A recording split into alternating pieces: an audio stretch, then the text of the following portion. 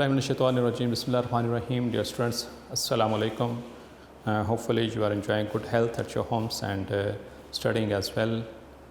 Dear students, last lecture में हमने cover किया था जो सेकंड सब डिवीज़न है ट्रिकोफाइटा की, ठीक है, दैट इज़ लाइकोप्सिडा, उसको हमने कवर किया था. आज हम कवर करने जा रहे हैं जो उसकी थर्ड सब डिवीज़न है, दैट इज़ स्फिनोसाइडा या स्फिनोप्सिडा जिसको कहते हैं, जिनको हॉर्सटेल भी कहते हैं. इंशाल्लाह इसको डिस्कस करते हैं डिटेल के साथ. और इस लेक्चर के एंड पे इंशाल्लाह मज़ीद कुछ क्वेश्चंस हैं जो आप लोगों की तरफ से पोज किए गए थे, इंटरेस्टिंग क्वेश्चन थे, वो इंशाल्लाह उसको भी मैं आंसर करूँगा. और होपफुली आप साथ साथ तैयारी भी कर रहे होंगे. तो बेटा ये चैप्टर जो है इम्पॉर्टेंट चैप्टर है. अक्सर स्टूडेंट क्या करते हैं, इसको जो है वो चॉइस में छोड़ देते हैं. If you are going to be doctor तो आपको अच्छे मार्क्स लेने हैं. If you have to get good marks तो आपके पास चॉइस नहीं है बेटा, ठीक है. You should not go for any option, ठीक है. आप मुकम्मल करें, साथ साथ करें. मैं आपसे पहले भी अर्ज़ कर चुका हूँ कि डेली बेसिस के ऊपर डेली का डेली लेक्चर याद करेंगे तो आप कुछ कर सकेंगे. जिन स्टूडेंट्स ने इन बातों पे अमल किया होगा इंशाल्लाह उनको भी अभी जैसे आपकी टर्म होगी, जो फर्स्ट टर्म है, उसको आइडिया हो जाएगा आपको, क्योंकि ये डिफरेंट सिनेरियो है. मैट्रिक से कहीं ज़्यादा डिफरेंट सिनेरियो है ये एफएससी. वहाँ पर तो आखिरी 2-3 महीने में भी मैंने बताया था आपको अच्छी अकेडमीज़ में लाइक यूनिक आप जाएं और वहाँ पर आपकी तैयारी करवा 3 से 4 महीने में, लास्ट 3-4 मंथ्स में भी हो जाती है. लेकिन एफएससी में बेटा ऐसा नहीं है. एफएससी में आपको साथ साथ चलना पड़ेगा. आपको लगेगा कि मैं एट द एंड जो है वो तैयारी कर लूँगी या कर लूँगा, ठीक है, कब कर भी लेंगे थोड़ी बहुत तैयारी, या होपफुली आप कहेंगे मैंने पूरी चैप्टर भी तैयारी कर दें. लेकिन जब आप बेटा पेपर सॉल्व करने बैठेंगे तो आपकी चीज़ें मिक्स होना शुरू हो जाएंगी. आप जब एकदम से ये सारी चीज़ें याद करेंगे, पूरा चैप्टर तैयार करेंगे और लास्ट डेज में तैयार करेंगे तो definitely there will be the mixing of the concepts as well as the lectures. तो फिर वहाँ पर आपको उन चीज़ों को रिप्रोड्यूस करना बहुत मुश्किल हो जाएगा, ठीक है, उनको प्रेजेंट करना मुश्किल हो जाएगा. तो इसलिए आप लोगों से गुजारिश है, रिक्वेस्ट है आप लोगों के लिए, आप लोगों के भले के लिए कि इसको साथ साथ तैयार करते जाएं, ठीक है. साथ साथ तैयार करने से एक तो बर्डन नहीं पड़ता और आसानी के साथ छोटी छोटी चीज़ें वो कवर हो जाती हैं और साथ साथ समझ भी आ जाती हैं. अगर साथ साथ पढ़ेंगे तो साथ साथ अगर कोई पॉइंट आपको क्लियर नहीं है तो आप उस वक्त पूछ सकते हैं, क्योंकि अक्सर चीज़ें यहाँ पर देख रहे हैं जैसे कि चैप्टर में स्टार्ट किया हुआ है तो इंटरलिंक्ड है. पहले से बेहतर दूसरा, दूसरे से बेहतर तीसरा, फिर इस तरह करके हम चल रहे हैं, इंटरलिंक्ड चीज़ें लेकर के चल रहे हैं. तो लेक्चर जो होते हैं ये ऑलमोस्ट इंटरकनेक्टेड होते हैं. तो अगर आप वो इसको आज छोड़ दें, 2 हफ्ते बाद जाकर इसकी तैयारी करेंगे तो जब आज का लेक्चर जब तैयार करने लगेंगे इसमें जो चीज़ आपको क्लियर ही नहीं होगी, आप उसको कैसे फिर वो आगे चल जाएंगे, तो आपका माइंड वहाँ पर स्टक हो जाएगा. So starting the third subdivision that is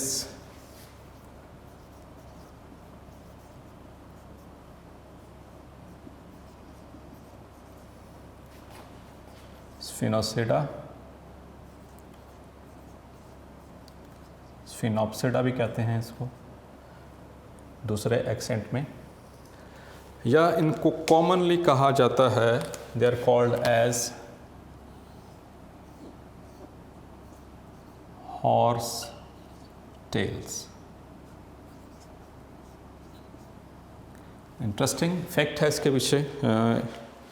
scientist sometimes वो इस तरह से नाम रख देते हैं चीज़ों का अगर किसी से वो मुशाबहत हो रही. जैसे हमने बात की क्लब मॉसिस, हालांकि जो लाइकोपोड्स हैं वो मॉसिस तो है नहीं, वो तो ट्रिकोफाइट्स है, मॉसिस तो ब्रायोफाइट्स है. तो दिखने में जो मॉर्फोलॉजिकल सिमिलरिटीज़ के बेस के ऊपर वो just for the sake of naming वो उनको ऐसे कर देते हैं, ठीक है. तो हॉर्स टेल्स जैसे द साइंटिस्ट उन्होंने जब इसको प्लांट को देखा तो जैसे वो हॉर्स टेल होती है, घोड़े की दुम जैसे मेन उसमें उस तरह से स्टेम लाइक स्ट्रक्चर है और उसके इर्द गिर्द वो जो इसके लीव्स हैं वो ऐसे बालों को रिप्रेजेंट कर रहे हैं. तो इसी तरह से they look like the horsetail, इस वजह से इनको हॉर्स टेल्स कहा जाता है. तो again the main plant body is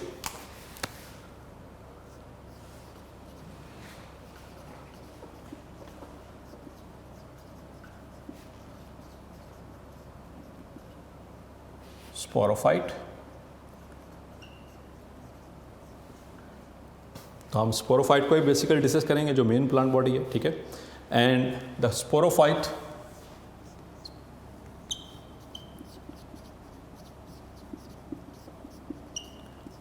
is differentiated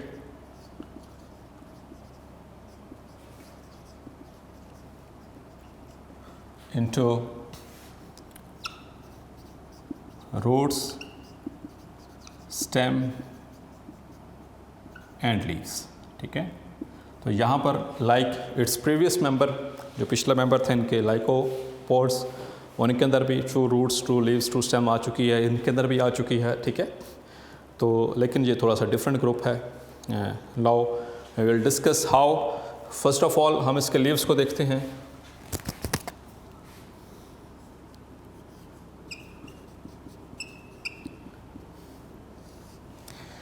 the leaves are expanded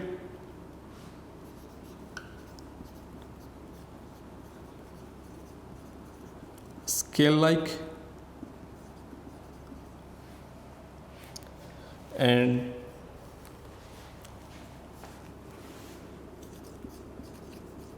always arranged in whorls। अब इसको समझते हैं बेटा। लीव्स इनके भी जो हैं वो माइक्रोफिल्स ही हैं, लेकिन इनका जो सा वो लैमिना होता है वो थोड़ा सा एक्सपेंडेड होता है, ठीक है। जैसे मैं यहाँ पर दिखाता हूँ आपको, लाइकोपोड्स में किस तरह से था, उनके लीव्स इस तरह से थे, हैं वो भी माइक्रोफिल और हैं ये भी माइक्रोफिल, लेकिन फ़र्क क्या है, ये इनके अंदर सिंगल वेन आ गई। इनके लीव्स भी माइक्रोफिल्स हैं, लेकिन लैमिना इनका इस तरह से एक्सपेंडेड है, थोड़े से एक्सपेंडेड है इस तरह से। तो ये बात आपको समझ आ गई, लाइक दिस।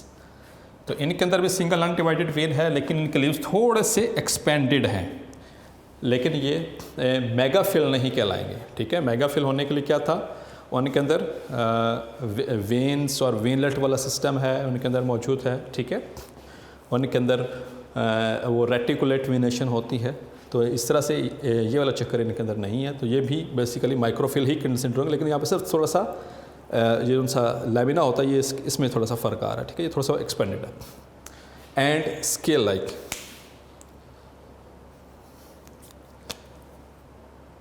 हार्ड होते हैं थोड़े से स्केल की तरह के।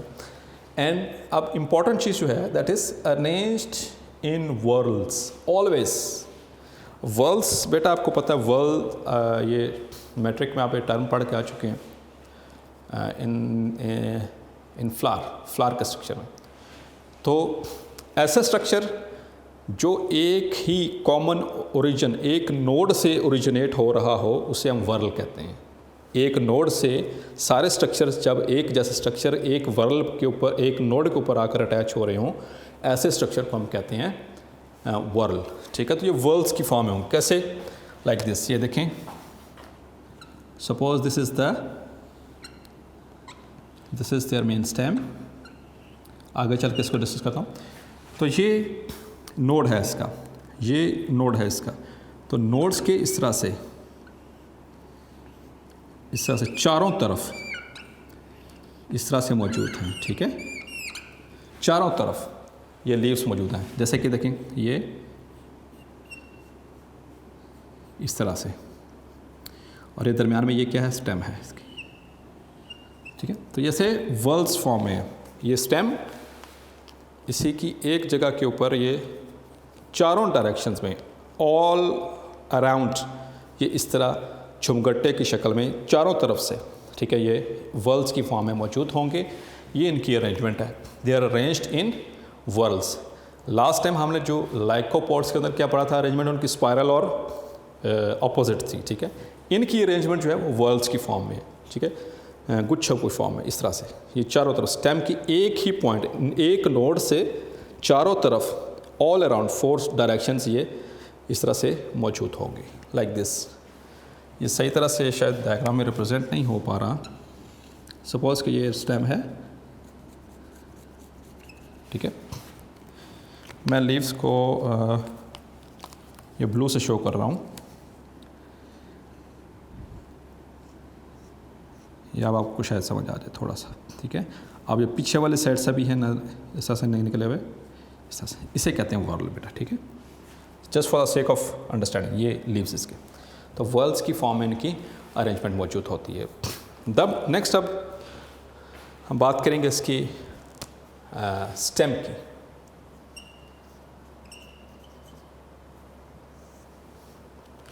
अब इसकी स्टेम बेटा थोड़ी सी डिफरेंट है। स्टेम बेसिकली जो है ये स्मूथ नहीं है। मेन स्टेम की बात करें, ठीक है, main stem, the main stem is not smooth. It has many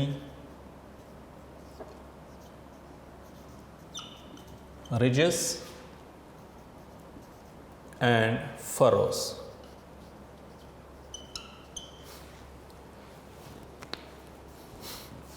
अब इसका मतलब पहले समझ लें।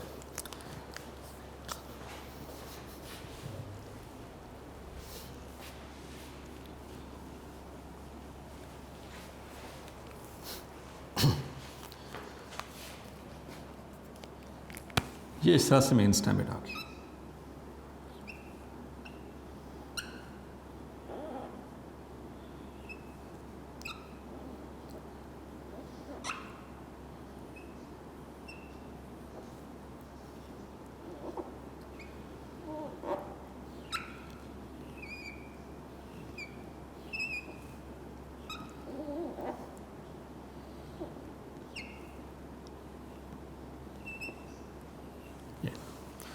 अब ये मेन स्टेम को मैंने रिप्रेजेंट किया और इसमें सेंटर में मैंने लाइंस भी ड्रॉ की हैं। ये इस तरह से है स्टेम, ये चारों मैं मार्कर इकट्ठे कर रहा हूँ। तो अब ये देखिए ज़रा, इसमें जब भी हम इसकी सरफेस पे से हाथ फेरेंगे इस तरह से, ठीक है, जब हम इसको टच करके इस तरह से टैपर करेंगे तो स्मूथनेस नहीं है। यहाँ पे उभार है, फिर उसके बाद यहाँ पे थोड़ा सा डिप्रेशन है, फिर उभार है, फिर डिप्रेशन है, फिर उभार है, फिर डिप्रेशन है, ठीक है। तो ये जो उनसे उभार हैं, ठीक है, मतलब कि जो इस तरह से स्ट्रक्चर है, ये वाला इस तरह से ये स्ट्रक्चर मौजूद होंगे, ये लाइक दिस। ये जो सी चीज़ें, ये उभार है, मतलब इनको कहा जाता है दीज आर द रिजेस। और फरोज कहते हैं डिप्रेशंस को, फरो मीन्स डिप्रेशंस। तो ये इनके दरमियान में ये जो से ये डीप पॉइंट्स हैं, इनको हम डिप्रेशंस या इनको फरोज कहते हैं। इसकी एग्जांपल मैं एक और देता हूँ, लाइक ये फिंगर्स हैं।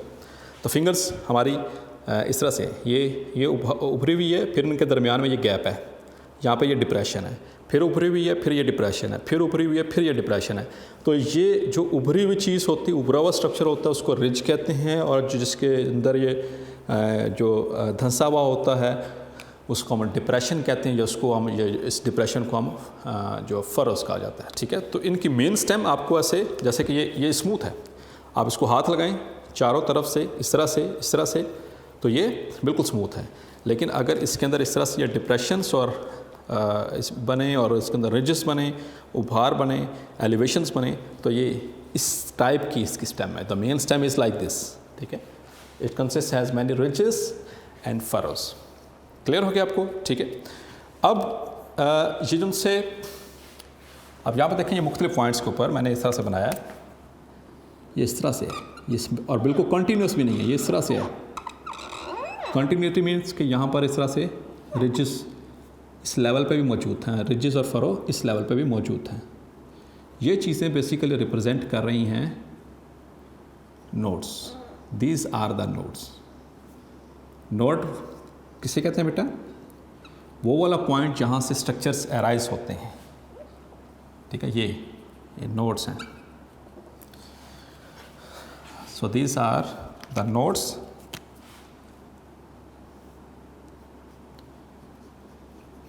This is node. और ये वाला हिस्सा क्या कहलाता है?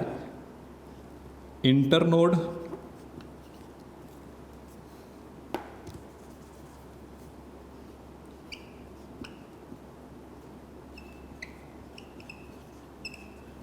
ये वाला नीचे फिर ये क्या है, दिस इज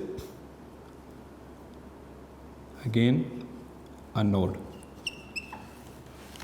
जहाँ से कुछ चीज़ें ब्रांचेस निकलती हैं, जो स्ट्रक्चर्स निकलते हैं, शूट्स निकलती हैं, उस पॉइंट को, जिस पॉइंट से निकलती है उसे नोड कहते हैं। तो ये भी नोड और ये भी नोड, और इसके दरमियान वाला हिस्सा इंटर नोड कहलाता है। ठीक है, तो इस तरह से इनके अंदर मुख्तलिफ जगहों पे इंटर नोड्स हैं, और ये इस तरह से रिप्रेजेंट करते हैं जैसे जॉइंट्स हैं। जॉइंट्स होते हैं हमारे जोड़, like in the arthropods. Arthropods पता है एनिमल, इंशाल्लाह वो चैप्टर नंबर 10 में डिस्कस करेंगे आर्थ्रोपोड्स को। तो जो इंसेक्ट्स होते हैं, इंसेक्ट उनमें देखेंगे ना, इस तरह से मुख्तलिफ जगहों के ऊपर उनकी इस तरह से जोड़ बनते हैं। जैसे हमारे ये फिंगर के अंदर ये जॉइंट्स है, ये जॉइंट है, ये भी जॉइंट है, ये भी जॉइंट है, ये जॉइंट है, ये जॉइंट है। तो इसी तरह से इसकी जो ये जो सी मेन बॉडी जो स्पोरोफाइट है, उसके अंदर ये इस तरह से जोड़ बने होते हैं, जो जॉइंट्स बने होते हैं। So that is why they are also called as arthrophytes. अब पहले मैं इसके यहाँ पर बताता हूँ, ये इधर से सेल ये लीव्स, ये हर इंटरनोड से ये एक वर्ल बनेगा लीव्स का, इस तरह से, इस तरह से। फिर इस नोड से भी इसी तरह से, ठीक है। फिर इस नोड से, हर नोड पॉइंट पे, हर जॉइंट पॉइंट को ऊपर इस तरह से एक वर्ल बनता है। ठीक है, तो इट लुक्स लाइक्स, जब हम उसको देखते हैं ओरिजिनल इस प्लांट को, इनके प्लांट्स को, इसका जो रिप्रेजेंटेटिव प्लांट उसके वाले से भी बात करते हैं, तो वो इस तरह से they look like the horsetails. और आर्थ्रोफाइट्स, अब ये देखें ज़रा, मीन आर्थ्रो मीन्स जॉइंट, और फाइट किस लिए, ये फाइटो मैंने बताया था प्लांट, ये किसके लिए वर्ड होता है, प्लांट्स के लिए। तो जॉइंटेड प्लांट्स, ऐसे प्लांट जिनके अंदर मल्टीपल जॉइंट्स, इनकी पूरी बॉडी के अंदर इस तरह से जगह जगह पे, यानी कि स्मूथ नहीं है, जोड़ है, छोटे छोटे जोड़ है हर, और कहाँ पर है, हर नोड के लेवल पर है, ऐसे।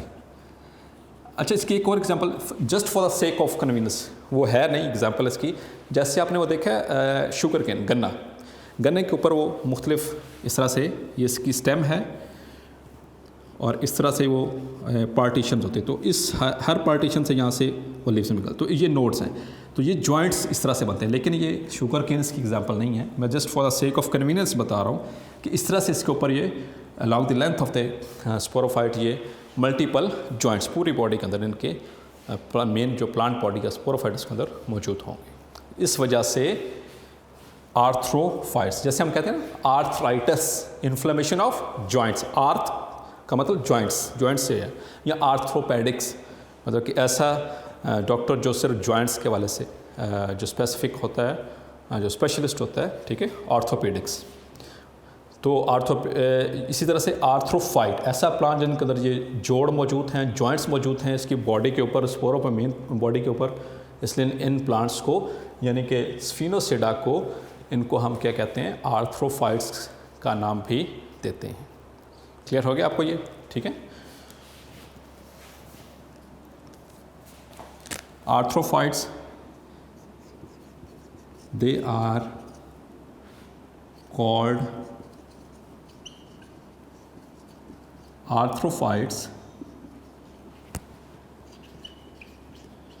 because of presence of large number of joints on their body. किसकी बात ऑन देयर, हम चूँकि बात करें on the स्फिनोसिडा।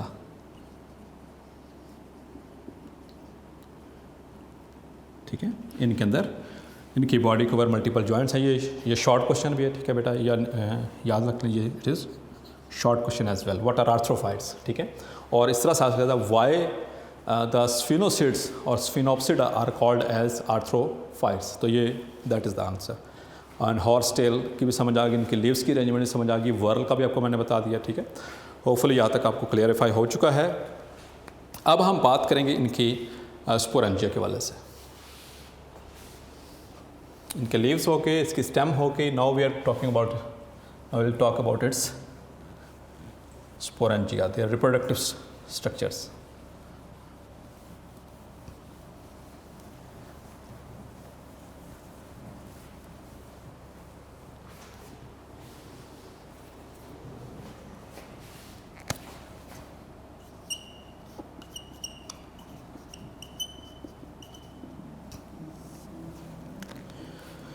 So the sporangia are born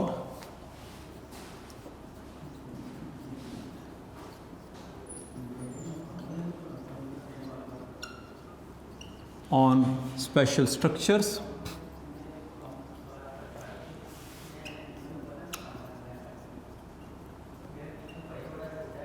called sporangiophores,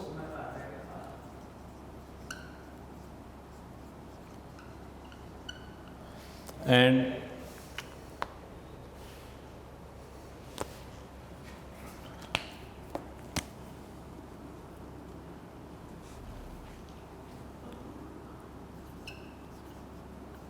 which are aggregated to form cones. अब हम बात करें, पहले मैं ये लिख लूँ फिर आपको मैं इसको समझाता हूँ। What is sporangiophore?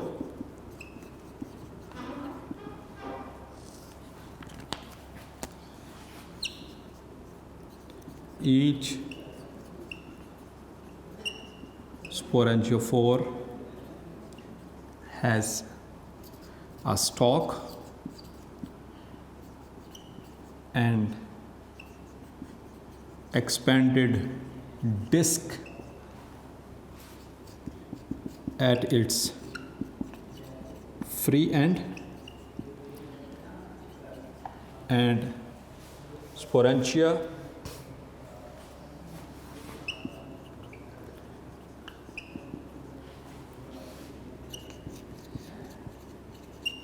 appear on the under surface of the disc.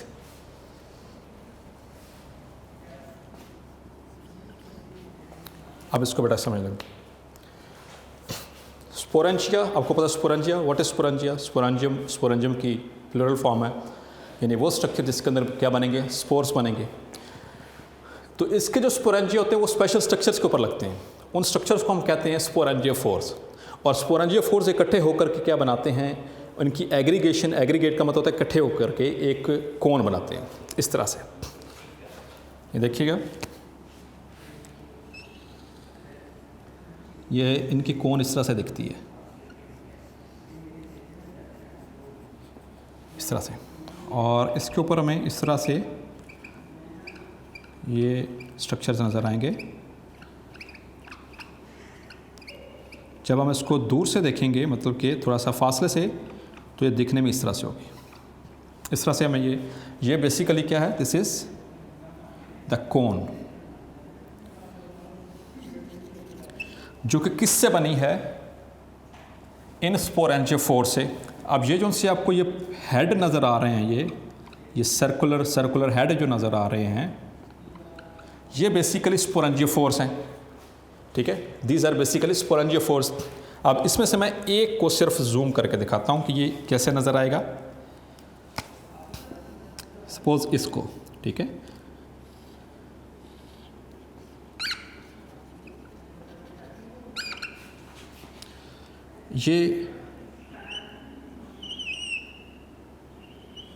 ये कोन की मेन एक्सिस, ये कोन के अंदर ये मेन एक्सिस है सेंट्रल, और इसकी साइड से एक स्टॉक निकल रहा है इस तरह से, और इसके इस एंड के ऊपर मौजूद है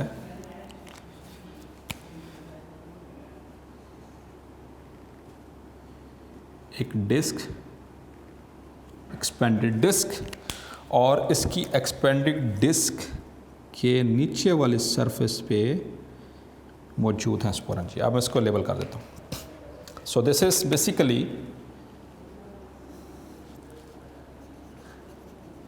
मेन एक्सिस ऑफ कोन।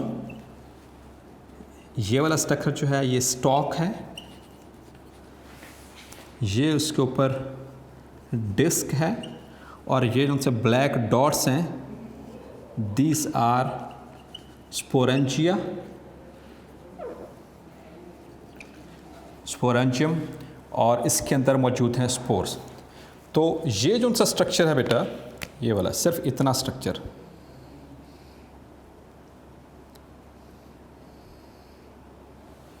ठीक है, इस स्ट्रक्चर को हम कहते हैं स्पोरेंजियोफोर।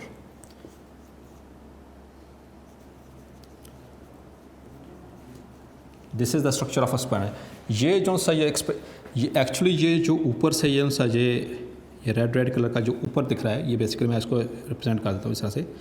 ये इसकी डिस्क है, ये सामने से ऐसे नजर आ, ये इस तरह से है, इस तरह से, ठीक है। दूर से हम देखेंगे तो इस तरह से हमें पॉइंट्स इस तरह से ऊपर किसी हेड नज़र आएंगे या डिस्क नज़र आएंगी, लेकिन जब इसको थोड़ा सा करीब से देखेंगे तो इस तरह से इसमें ये इस एंड पे डिस्क और साथ में स्टॉक, तो ये सारा स्ट्रक्चर इतना सा स्ट्रक्चर क्या कहलाता है, स्पोरेंजियोफोर। तो इस तरह से इसके अंदर मल्टीपल स्पोरेंजियोफोर्स हैं, the sporangiophores which are aggregated to form cone. तो ये क्या बना देते हैं, कोन बना देते हैं। ये सारे एग्रीगेट होकर एक जगह इकट्ठे होकर के क्या बना देते हैं, अ कोन। और इसको ये इसका स्ट्रक्चर, ये स्टॉक, और ये इसका फ्री एंड मतलब ये इसका फिक्स है ना, ये सेंट्रल एक्सिस है, ये मेन एक्सिस है कोन का, ये इसका ये वाला एंड इसका फिक्स है, और ये वाला फ्री एंड है, ये फिक्स नहीं है। इसके एंड के ऊपर, इस फ्री एंड के ऊपर ये एक्सपेंडेड डिस्क मौजूद है, और इसकी अंडर सरफेस, ये देख रहे हैं अंडर सरफेस, नीचे वाली इस डिस्क की नीचे वाले सरफेस पे स्पोरेंजियम मौजूद हैं, और स्पोरेंजियम के अंदर क्या होंगे, स्पोर्स होंगे। Is that clear to you? ठीक है, तो ये स्ट्रक्चर है बेटा। I try my best to आपको एक्सप्लेन कर सके, कोशिश की है एक्सप्लेन करने की, फिर भी अगर कोई क्वेश्चन हो तो ज़रूर पूछिएगा, ठीक है। तो ये इसके स्पोरेंजिया का स्ट्रक्चर है। Sporangia are borne on special structures called sporangiophore. अब इसको थोड़ा सा लिटरली भी देखो, स्पोरेंजियो का मतलब है ये स्पोरेंजिया से लिया गया है, स्पोरेंजियम या स्पोरेंजिया मल्टीपल, और फोर का याद आपको, bearing structure, anything which bears. तो ऐसा स्ट्रक्चर जो स्पोरेंजियम को बेयर करता है उसको हम कहते हैं स्पोरेंजियोफोर, ठीक है। दिस इज, ये स्पोरेंजिया थे, इस पूरे स्ट्रक्चर के ऊपर लगे हुए ना स्पोरेंजिया, ये इस स्ट्रक्चर के ऊपर लगे, तो इस पूरे स्ट्रक्चर को हम कहते हैं स्पोरेंजियोफोर। क्लियर हो गया आपको? ये जैसे था कोनिडियोफोर, जिस स्पेशल हाइफी के ऊपर वो मॉडिफाइड हाइफी के ऊपर लगते थे कोनिडिया, ठीक है, उसको हम कहते थे कोनिडियोफोर, ठीक है। इसी तरह से हमने बात की थी एंथ्रिडियोफोर, आर्चिगोनियोफोर, ठीक है। तो जो स्पेशल ब्रांचेस, स्पेशल स्ट्रक्चर्स जो होते हैं, जो कि जिसके एंड के ऊपर स्पेसिफिक स्ट्रक्चर होता है, उसे हम फोर कहते हैं, ठीक है। जैसे याद होगा आपको कोनिडियोफोर, इसी तरह से आर्चिगोनियोफोर, इसी तरह से जो हमने पढ़े थे स्पोरेंजियोफोर, आपको वो याद है, वो उसमें फंजाई, ठीक है, जो स्ट्रक्चर मैंने आपको बताया था उसमें वाटर मोल्ड्स का, जिससे उसमें वो लीफ के अंदर एंटर हो रहे होते हैं, तो स्पोरेंजियम अटैच होते हैं किसके साथ, स्पोरेंजियोफोर्स के साथ। तो क्लियर हो गया आपको? ये वाला स्ट्रक्चर, ये स्टॉक और ये डिस्क, ये कहलाता है स्पोरेंजियोफोर, और ये चूँकि बेयर कर रहा है इसको स्पोरेंजियम को, तो इसलिए इसको, इस पूरे स्ट्रक्चर को कहते हैं स्पोरेंजियोफोर, और इसी का एग्रीगेशन जो है इन स्पोरेंजियोफोर्स का कहलाता है कोन, ठीक है। ये इनके रिप्रोडक्टिव स्ट्रक्चर्स हैं, इनके अंदर क्या मौजूद होंगे, स्पोर्स मौजूद होंगे। क्लियर हो गया बेटा आपको? होपफुली आपको ये क्लियर हो गया होगा। फिर भी अगर कोई क्वेश्चन होगा तो ज़रूर बताइएगा मुझे, ठीक है। इसके लास्ट जो है वो that is it's a gametophyte. यहाँ पर इसकी मैं गैमेटोफाइट को बता देता हूँ सेपरेट बॉक्स के अंदर।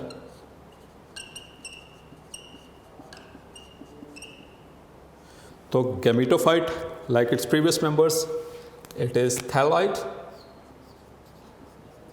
अब तो आपको याद हो जाना चाहिए थैलाइड क्या चीज़ होती है, ठीक है, जिसके अंदर अनडिफरेंशिएटेड स्ट्रक्चर्स होते हैं, ना उसको तो पता चले स्टेम कौन सी है, ना पता चले रूट कौन सी है, ना पता चले उसकी लीफ कौन सी है, ठीक है। तो that is thalloid, and basically it grows in mud और क्ले, क्लेड सॉइल, ठीक है, जो नम मट्टी होती, गीली मट्टी, उसके अंदर ये ग्रो करती है या फिर कीचड़ के अंदर ये ग्रो करती है। और इसका स्ट्रक्चर क्या है, दैट इज़ थैलाइट।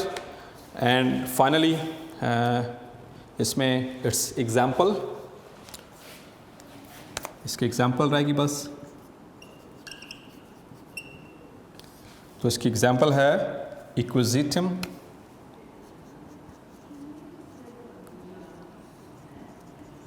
ये इसकी एग्जाम्पल है बेटा इस सब डिवीजन की, जो रिप्रेजेंटेटिव प्लांट है इसका, जिसके बेस के ऊपर इसको हॉस्टल कहा गया, ठीक है। तो क्लियर हो गया आपको बेटा। अगेन इसको बताता चलूँ, सब डिवीजन स्फिनोसाइडा, हॉस्टल्स क्यों कहा गया, हमने इसके बताया कि इसकी जो मेन प्लांट बॉडी है दैट इज स्पोरोफाइट, और स्पोरोफाइट यानी कि स्पोर प्रोड्यूसिंग जनरेशन जो है, स्पोर जो स्ट्रक्चर्स हैं, और उसमें हमने बात की कि इसकी जो स्पोरोफाइट है उसके अंदर ट्रू लीव्स हैं, स्टेम्स हैं और रूट्स मौजूद हैं इसकी, ठीक है। और फिर हमने इसके लीव्स को स्टडी किया था। लीव्स के अंदर मैंने बताया था इसके एक्सपेंडेड और सिंगल अनडिवाइडेड वेन, उसी तरह से माइक्रोफिल्स की तरह, और थोड़े लेकिन थोड़े एक्सपेंडेड और स्केल लाइक होते हैं। और अरेंजमेंट क्या थी इनकी, वर्ल्स की फॉर्म, ऐसे गुच्छों की फॉर्म में चारों तरफ, ये स्टेम के चारों तरफ इस तरह वर्ल की फॉर्म में, एक ही पॉइंट से ओरिजिन, एक ही नोड से ओरिजिन हो रहा है, ठीक है। उसके बाद स्टेम को डिस्कस किया। मेन स्टेम होती है इसकी स्मूथ नहीं होती है, बल्कि उसके अंदर बहुत सारी उभार और डिप्रेशंस मौजूद होते हैं, जिनको रिजेस या फुरोस कहा जाता है, ठीक है। और फिर उसके अंदर बताया कि इनके अंदर मल्टीपल जॉइंट्स मौजूद होते हैं पूरी बॉडी के अंदर, ये हर नोड के लेवल के ऊपर ये जॉइंटेड बॉडी है, इसलिए इनको आर्थ्रोफाइट्स भी कहा जाता है। फिर उसके बाद हमने इसके जो है स्पोरेंजिया को डिस्कस किया, यानी जो मेन प्लांट, क्योंकि मेन प्लांट बॉडी क्या है, स्पोरोफाइट। तो स्पोरोफाइट किसे कहते हैं, जो जिसके अंदर स्पोर बनती है। स्पोर किसके अंदर बनते हैं, इन द स्पोरेंजियम। तो स्पोरेंजिया इसके क्या है, they are borne on special structures called as sporangiophore. इस सारे स्ट्रक्चर को स्पोरेंजियोफोर कहते हैं, और इसके अंडर सरफेस के ऊपर ये स्पोरेंजिया लग रहे हैं, और इनके स्पोरेंजियोफोर्स के एग्रीगेशन को हम क्या कहते हैं, कोन्स कहा जाता है। इससे कोन्स बनती हैं। Each sporangiophore has a stalk and expanded disc and its free end sporangia appear on the under surface of the disc, नीचे वाली सरफेस पे ये अपीयर होती हैं। तो और इसकी गैमेटोफाइट थैलाइट है, गीली मट्टी के अंदर, क्लेड सॉइल या मड के अंदर ये ग्रो करती है। And example is equisetum. और एक अब मैं आपसे क्वेश्चन जो लास्ट टाइम स्टूडेंट्स ने पूछे थे, उसको मैं एक आध क्वेश्चन को आंसर करता चला जाता हूँ, जो कमेंट्स बॉक्स में पूछे थे बच्चों ने।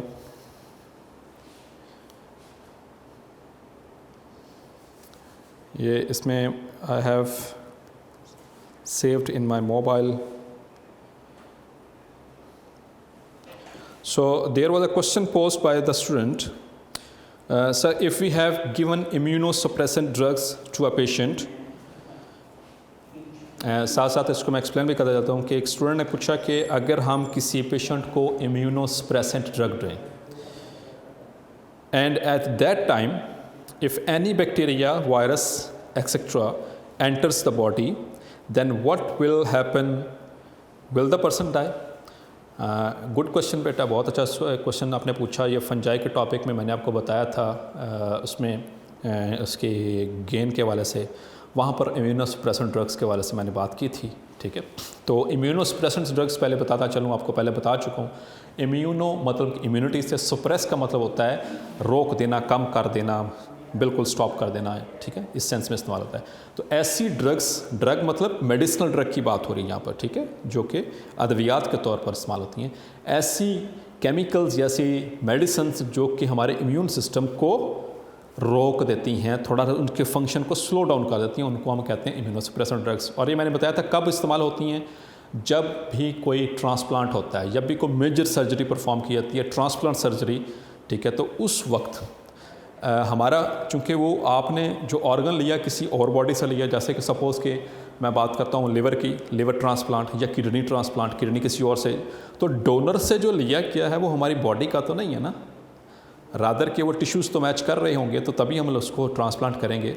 लेकिन चूँकि वो हमारे लिए क्या है, वो फॉरेन बॉडी है, फॉरेन पार्टिकल है, तो हमारी बॉडी के अंदर जैसे ही वो लगेगा तो हमारा इम्यून सिस्टम प्रोवोक हो जाएगा और उसके खिलाफ एंटीबॉडीज़ बनाना शुरू कर देगा। तो इससे क्या होगा, वो ऑर्गन जो वो तबाह हो सकता है, ठीक है, उसका कोई फ़ायदा नहीं होगा इतनी मुश्किल करने का। तो इस सिचुएशन के अंदर जब भी कभी ट्रांसप्लांटेशन की, ऑर्गन ट्रांसप्लांटेशन की जाती है, टिश्यू ट्रांसप्लांटेशन ख़ास तौर पे जब की जाती है, या ऑर्गन ट्रांसप्लांट की जाती है, तो उस कंडीशन में जो पेशेंट्स होते हैं उनको इम्यूनोसप्रेसेंट ड्रग्स दी जाती हैं ताकि इम्यून सिस्टम सो जाए या उसको फंक्शन कम करे, ताकि वो जो ऑर्गन ट्रांसप्लांट हुआ है वो एडजस्ट हो सके बॉडी के साथ। अब सवाल ये बच्चे ने पूछा है, स्टूडेंट ने पूछा है कि अगर उस वक्त हमारी बॉडी में कोई वायरस, बैक्टीरिया या कोई पैथोजन एंटर होता है तो क्या हमें नुकसान होगा? सो डेफिनेटली बेटा it will cause various problems with us. लेकिन जो अच्छे डॉक्टर्स होते हैं जब वो इन चीज़ों को देख रहे होते हैं तो साथ में वो they also suggest some antibacterial यानी कि एंटीबायोटिक या एंटी फंगल ड्रग्स को वो साथ में थोड़ी बहुत प्रेस्क्राइब कर देते हैं ताकि अगर कोई वायरस या बैक्टीरिया एंटर होने की कोशिश करे तो वो मारा जाए। ठीक है। दूसरा एक सवाल ये था कि अगर हमारी बॉडी के अंदर ऑलरेडी कोई वैक्सीनेशन हो चुकी है, जैसे कि सपोज के पोलियो वैक्सीनेशन हो चुकी है और इम्यूनोसप्रेसेंट ड्रग भी दे चुके हैं आप, तो क्या अगर उस दौरान जिस बीमारी के ख़िलाफ़ वैक्सीनेशन हो चुकी है उसका वायरस एंटर हो या उसका बैक्टीरिया या उसका पैथोजन एंटर हो तो क्या हमें नुकसान होगा? तो बेटा इसके चांसेस नहीं है। ठीक है। लॉजिकली अगर हम देखें तो जिसकी वैक्सीन, जैसे कि मैंने पोलियो की वैक्सीन मैंने ऑलरेडी करवाई है। ठीक है। मैंने पोलियो के कतरे पिए हैं, तो मेरी बॉडी के अंदर क्या होगा, उस वैक्सीन के अगेंस्ट के एंटीबॉडीज़ मेरी बॉडी के अंदर डेवलप हो चुकी होंगी। एंटीबॉडीज़ अब मेरे ब्लड में सर्कुलेट कर रही हैं। ठीक है। लेकिन मैं जब इम्यूनोसप्रेसेंट ड्रग पे हूँ, यानी कि सपोज मैं कोई अपना ऑर्गन ट्रांसप्लांट करा रहा हूँ, मैं कोई इम्यूनोसप्रेसेंट ड्रग पे हूँ, तो एंटीबॉडीज़ तो बनी हुई हैं। अगर इस कंडीशन में अगर वो वायरस आ गया, पोलियो वायरस आ जाएगा, तो ऑलरेडी उसके खिलाफ हमारे ब्लड के अंदर एंटीबॉडी सर्कुलेट कर रही हैं। ठीक है। तो वो उसको मार देंगे। तो इस कंडीशन के अंदर चांसेस होने के, इन्फेक्शन के चांसेस होने के जो चांसेस हैं वो बहुत कम होते हैं। ठीक है। होपफुली आपको समझ आ गया होगा। फिर भी समझ ना आए तो फिर दोबारा पूछ लीजिएगा, इंशाल्लाह I will answer again. Thank you very much. अल्लाह हाफिज़।